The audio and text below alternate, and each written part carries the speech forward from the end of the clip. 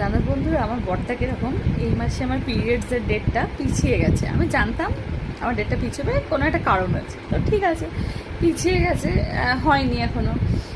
ঠিক আছে, তাও কী করা যাবে। তো যাই হোক, তো বাড়িতে চিকেন হয়েছে। আর এমনি আমি তো মাছ মাংস মানে অনেক অনেক খাই এরকম ব্যাপার না, আর আমার খেতে ইচ্ছে করছিল না, যা গরম দুদিন পড়েছিল, তাও খেতে ইচ্ছে করছিল না, তাই আমি অল্প অল্পই খাচ্ছিলাম। বড় হাতে ছোটো লোক বলছে খাও খাও, বাচ্চাটার তো গায়ে লাগবে, মাংস খাচ্ছ না কেন, আর এক পিস খাও।